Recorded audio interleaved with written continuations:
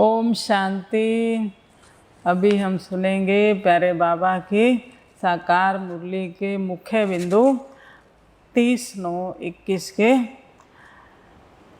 बाबा बोले, मीठे बच्चे, अभी यह रावण राज्य पुरानी दुनिया खत्म हो नई दुनिया आ रही है, इसलिए श्रीमत पर चल पवित्र बनो तो श्रेष्ठ देवी देवता बनेंगे। बाबा ने कहा कि पुरानी दुनिया ख़त्म होने वाली है, नई दुनिया आ रही है, तो उसके लिए हमें पवित्र ज़रूर बनना है, तभी श्रेष्ठ देवी देवता बन सकेंगे। प्रश्न, बाप अपने बच्चों को सत्यनारायण की कथा सुनाते हैं, उस कथा का रहस्य क्या है? उसका रहस्य है बादशाही लेना और गवाना। जो सत्यनारायण की कथा का बाबा रहस्य बता रहे हैं, बादशाही लेना और गवाना। अल्लाह को अल्लाह मिला तो गदाई छोड़ दी। जब ब्रह्मा बाबा के अंदर शिव बाबा की प्रवेशता हुई तो ब्रह्मा बाबा ने अपना सारा कारोबार छोड़ दिया। तो बाबा ने कहा अल्लाह को अल्लाह मिला, बे को मिली झूठी बादशाही। तो वो बाबा ने गदाई समझ उसको छोड़ दिया। जो विश्व के मालिक थे वही 84 जन्म ले गंवा देते हैं राजाई, फिर बाप उन्हें राजाई देते हैं। जिन्होंने गंवाई बाबा फिर आकर उनको राजाई देते। पतित से पावन बनना, गदाई छोड़ राजाई लेना, यही सच्ची सत्यनारायण की कथा बाप सुनाते हैं। गीता आखिर वह दिन आया आज जिसका हम रास्ता तकते थे, भगवान को ढूंढ रहे थे। बाबा ने कहा वो दिन आ गया। ओम शांति। ओम शांति का अर्थ तो रूहानी बाप ने समझाया है। ओम माना अहम आत्मा हूँ और मेरा शरीर है। आत्मा तो देखने में नहीं आती है, यह समझ में आता है मैं आत्मा हूँ, यह मेरा शरीर है। आत्मा में ही मन बुद्धि है, शरीर में बुद्धि नहीं है, आत्मा में मन बुद्धि है। आत्मा में ही संस्कार अच्छे व बुरे रहते हैं। मन बुद्धि संस्कार तीनों आत्मा की शक्तियाँ हैं। मुख्य है आत्मा। उस आत्मा को कोई देख नहीं सकते हैं, शरीर को आत्मा देखती है।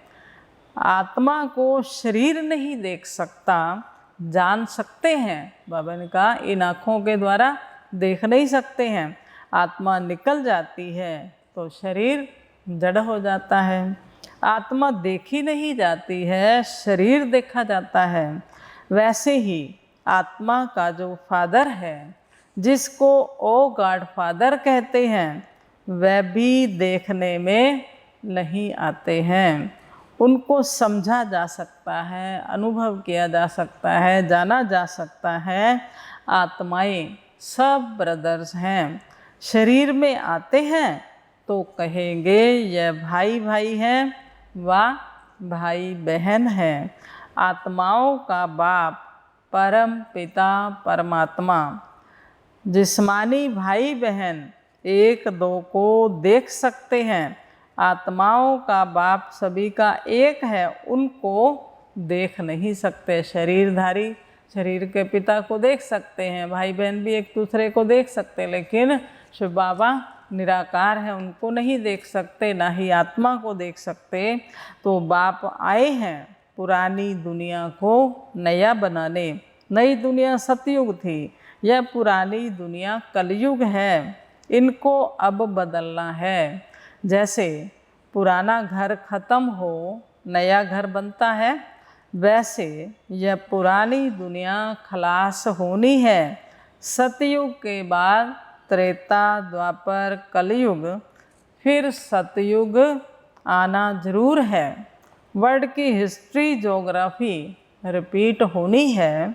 सतयुग में होता है देवी देवताओं का राज्य, आधा कल्प चलता है सूर्यवंशी और चंद्रवंशी, दो युग आधा कल्प। बाबा ने कहा सतयुग में सूर्यवंशी, त्रेता में चंद्रवंशी राज्य चलता, उनको कहा जाता है लक्ष्मी नारायण की डायनेस्टी, सतयुग में लक्ष्मी नारायण की डायनेस्टी, राम सीता की डायनेस्टी त्रेता में, तो ये सहज है ना। फिर द्वापर कलयुग में और धर्म आते हैं। फिर देवी देवताएं जो पवित्र थे वह अपवित्र बन जाते हैं। इनको कहा जाता है रावण राज्य। रावण को वर्ष वर्ष जलाते हैं परंतु जलता ही नहीं है। यह सबका बड़ा दुश्मन, इसलिए उनको जलाने की रस्म पड़ गई है। भारत का नंबर 1 दुश्मन है रावण, और नंबर 1 दोस्त सदा सुख देने वाला खुदा है। खुदा को दोस्त कहते हैं ना। इस पर एक कहानी भी है। तो खुदा है दोस्त, रावण है दुश्मन। खुदा दोस्त को कभी जलाएंगे नहीं, रावण दुश्मन है, इसलिए 10 शीश वाला रावण बनाकर उनको वर्ष वर्ष जलाते हैं। गांधी जी भी कहते थे राम राज्य चाहिए, राम राज्य में सुख और रावण राज्य में है दुख। अब यह कौन बैठ समझाते हैं? पतित पावन बाप है, शिव बाबा और ब्रह्मा है दादा। बाबा हमेशा सही करते हैं, बाप दादा। प्रजापिता ब्रह्मा भी तो सबका होगा ना, सृष्टि का रचयिता है। बाबा ने कहा वो भी सबका है। जिसको एडम कहा जाता है उनको ग्रेट ग्रेट ग्रैंड फादर भी कहा जाता है। ब्रह्मा को सारे धर्म पिताओं का भी वो पिता है ब्रह्मा बाबा। मनुष्य सृष्टि में प्रजापिता हुआ। प्रजापिता ब्रह्मा द्वारा ब्राह्मण, फिर ब्राह्मण सो देवता बनते हैं। प्रजापिता ब्रह्मा के कितने ढेर बच्चे हैं। बाबा बाबा कहते रहते हैं। यह है साकार बाबा, शिव बाबा है निराकार बाबा। ब्रह्मा साकार बाबा, शिव बाबा निराकार। गाया भी जाता है ब्रह्मा द्वारा नई सृष्टि, मनुष्य सृष्टि रचते हैं। शिव बाबा ब्रह्मा द्वारा नई मनुष्य सृष्टि रचते हैं। यह पतित दुनिया रावण राज्य। रावण ने ही दुख की दुनिया बनाई है। ऐसे नहीं जिनके पास पैसे बहुत हैं, बड़े बड़े महल आदि हैं, वह स्वर्ग में हैं। आज लोग ऐसा समझते हैं ना, जिनके पास बहुत पैसा है, महल माड़ी हैं, तो वो समझते हैं कि हमारे लिए तो इस दुनिया में ही स्वर्ग है। परंतु बाबा ने कहा स्वर्ग तो है नहीं। बाप समझाते हैं भल किसके पास करोड़ हैं परंतु शांति तो नहीं है। पैसे आदि तो सब मिट्टी में मिल जाने वाले हैं। नई दुनिया में फिर नई खानियाँ निकलती हैं, जिससे नई दुनिया के महल आदि सारे बनाए जाते हैं। यह पुरानी दुनिया अब खत्म होनी है। सतयुग में है वाइसलेस, संपूर्ण निर्विकारी। वहाँ बच्चे योग बल से पैदा होते, वहाँ विकार होता ही नहीं है। वो दुनिया ही निर्विकारी है, विकारों की कोई बात ही नहीं है। बाबा ने कहा ये है विकारी दुनिया। ना वहाँ देह अभिमान, ना क्रोध, ना काम। बाबा का काम क्रोध लोभ मोह अहंकार कोई भी विकार नहीं है। 5 विकार होते ही नहीं, इसलिए वहाँ कब रावण को जलाते ही नहीं। ये 5 विकार जो है यही रावण का प्रतीक हैं। तो बाबा कह रहे हैं यहाँ तो रावण राज्य है, इसलिए सब पुकारते हैं कि हे पतित पावन आओ। भारत सोने की चिड़िया था सतयुग में, जबकि दूसरा कोई राज्य नहीं था। सतयुग में बाबा कह रहे और कोई राज्य नहीं था, भारत ही था। केवल भारत ही सोने की चिड़िया कहलाता था। बाप भारत में आकर फिर से सोने की चिड़िया स्वर्ग बनाते हैं। बाकी जो इतने धर्म हैं सब खत्म हो जाएंगे। बाबा कहते कोई भी नहीं रहेगा, केवल आदि सनातन देवी देवता धर्म होगा। जब भारत सोने की चिड़िया होगा, सतयुग होगा। बाप कहते हैं तुमने विश्व का राज्य गंवाया है, मैं फिर से देता हूँ। तुम मेरी मत पर चलो। तो बाबा इतना सहज करके कहते हैं कि मैं तुम्हें विश्व का राज्य भाग देता हूँ, उसके लिए केवल मेरी मत पर चलो। श्रेष्ठ बनना है तो सिर्फ मुझे ही याद करो और किसी देहधारी को याद नहीं करो। अपने को आत्मा समझ मुझ बाप को याद करो तो तुम तमो प्रधान से सतो प्रधान बन जाएंगे, तुम मेरे पास चले आएंगे। बाबा कह रहे हैं अपने को आत्मा समझकर जब हम बाबा को याद करेंगे तो हम तमो प्रधान से सतो प्रधान बन जाएंगे और बाबा के साथ घर चले जाएंगे।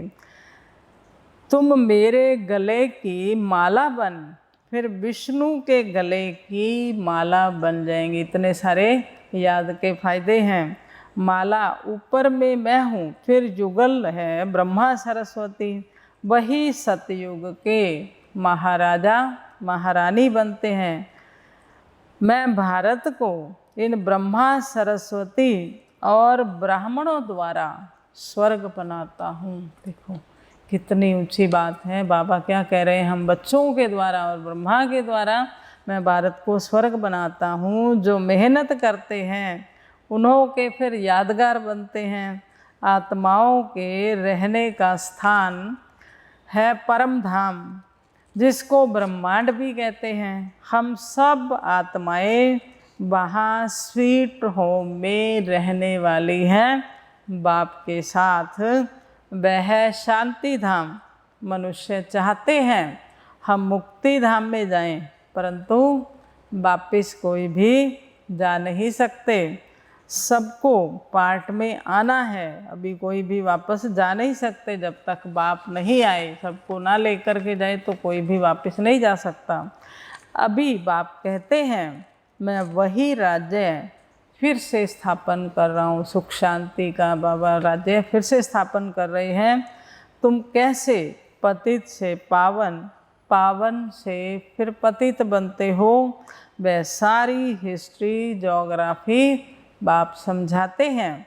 पहले पहले सूर्यवंशियों का राज्य, फिर चंद्रवंशियों का राज्य। तो बाबा कह रहे हैं फिर क्षत्रिय वैश्य शूद्र, बाबा कह रहे हैं। तो उनके बीच दूसरे भी बौद्धि, इस्लामी, फिर क्रिश्चियन आए। फिर वह देवता धर्म जो था सो गुम हो गया। देवी देवता धर्म जो सतयुग त्रेता में था तो वो गुम हो गया। फिर वर्ल्ड की हिस्ट्री ज्योग्राफी रिपीट होगी। शास्त्रों में ब्रह्मा की आयु 100 वर्ष दिखाई है। यह जो ब्रह्मा है जिसमें बाप बैठ वर्षा देते हैं, इनका भी शरीर छूट जाएगा। आत्माओं को बैठ जो आत्माओं का बाप है वह सुनाते हैं। वही पतित पावन है। मनुष्य मनुष्य को पावन नहीं बना सकते। जो खुद ही मुक्त नहीं हो सकते वह औरों को फिर कैसे करेंगे। बाबा ने कहा वो खुद ही इस मुक्ति, जीवन मुक्ति नहीं पा सकते तो दूसरों को कैसे देंगे।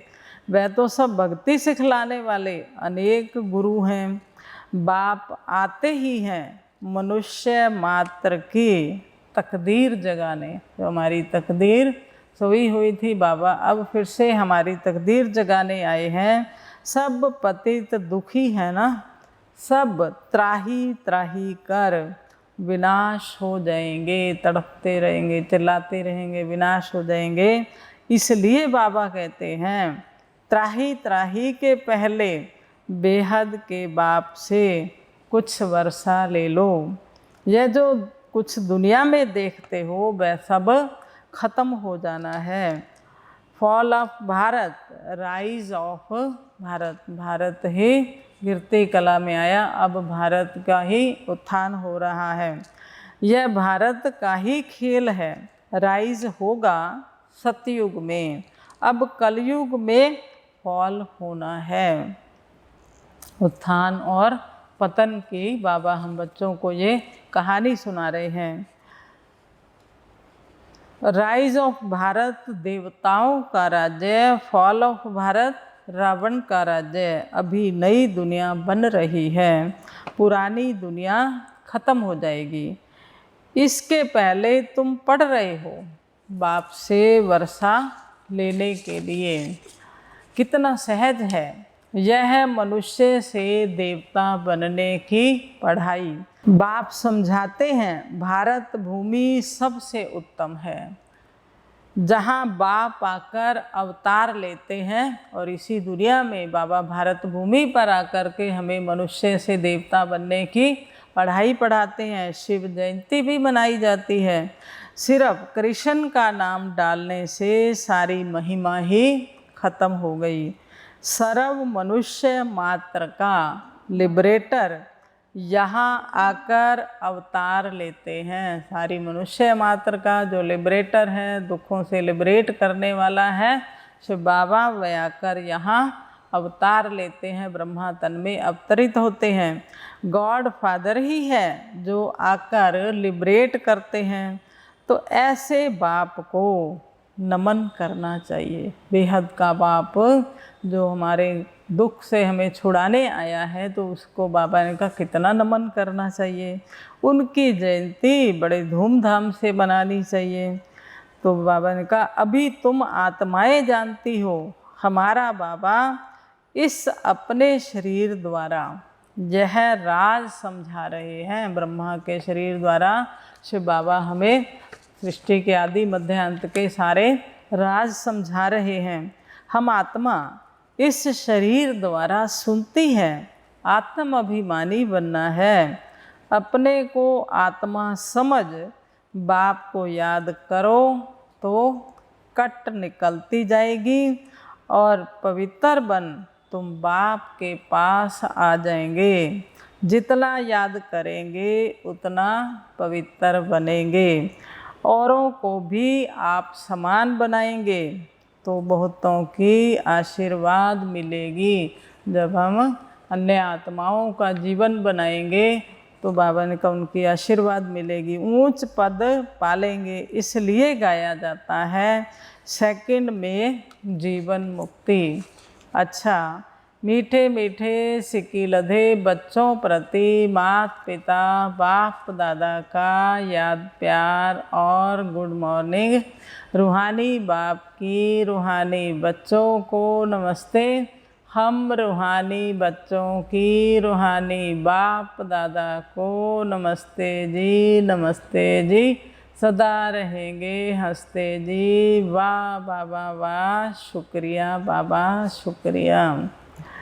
धारणा के लिए मुख्य सार, पहला पॉइंट है बाप के गले की माला बन विष्णु के गले में पिरोने के लिए संपूर्ण सतो प्रधान बनना है, पवित्र बनना है, संपूर्ण सतो प्रधान बनना है, विष्णु के गले की माला का दाना बनना है। तो एक बाप की मत पर चलना है।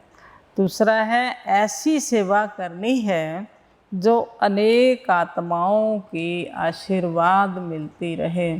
दुनिया में भी बहुत सारे समाज सेवक होते हैं, वो बहुत सेवा करते हैं। जैसे गरीबों को दान देते हैं, कोई कंबल बांट देता है, कोई अन्न दान करता है, कोई वस्त्र दान करता है। तो बाबा ने कहा सेवा तो वो भी करते हैं, लेकिन बाबा ने कहा तुम बच्चे ऐसी सेवा करो जिससे अनेकों की दुआएं मिले, अनेकों का आशीर्वाद मिले, उनको बुराइयों से छुड़ा करके उनका हम जीवन बनाएं, तभी तो उनके मुख से दुआएं निकलेंगी ना। त्राही त्राही होने से पहले बाप से पूरा पूरा वर्षा लेना है। वरदान, ताज और तिलक को धारण कर बाप दादा के मददगार बनने वाले दिल तख्त नशीन भव। कौन सा ताज? जिम्मेवारी का, और तिलक कौन सा? आत्म समृद्धि का। तो बाबा ने कहा जब ये दोनों धारण कर लिए तो बाबा के मददगार बनने वाले, बाबा के दिल तख्त नशीन भव। तो दिल तख्त कब मिलेगा? जब हम ताज और तिलकधारी बनेंगे। जब कोई तख्त पर बैठते हैं तो तिलक और ताज उनकी निशानी होती है। ऐसे जो दिल तख्त नशीन हैं उनके मस्तक पर सदैव अविनाशी आत्मा की स्थिति का तिलक दूर से ही चमकता हुआ नज़र आता है। किन बच्चों का? जो बाप के दिल तख्त नशीन है, बाबा ने कहा उनके मस्तक में सदैव अविनाशी आत्मा की स्थिति का, तो बाबा आत्मा की स्थिति का तिलक बाबा ने कहा उनके दूर से ही चमकता हुआ नजर आएगा। सर्वात्माओं के कल्याण की शुभ भावना, जिम्मेवारी है सर्वात्माओं के कल्याण की शुभ भावना उनके नयनों से व मुखड़े से दिखाई देती है। उनका हर संकल्प, वचन और कर्म बाप के समान होता है। दिल तख्त नशीन बच्चों की बाबा ने क्या क्या निशानियाँ बताई कि उनके आत्म स्मृति का तिलक जो है वो सदैव उनकी स्थिति जो है दिखाई देगी, आत्मिक स्थिति। और दूसरा बाबा ने कहा सर्व के लिए शुभ भावना, कल्याण की भावना होगी। उनके मुख से जो भी बोल निकलेंगे वो बाप समान होंगे, उनके जो भी कर्म होंगे वो भी बाप समान होंगे। स्लोगन है सरल याद के लिए सरलता का गुण धारण करो, संस्कारों को सरल बनाओ। अब सरल याद के लिए सरलता का गुण, ऐसी हमारी नेचर बन जाए। याद हमारी सरल कैसे होगी? जब हमारा जीवन सरल होगा, हमारी सबके साथ एडजस्टिंग नेचर होगी, मिलनसार नेचर होगी। बाबा ने कहा तभी याद भी सरल होगी। अच्छा, ओम शांति, ओम शांति।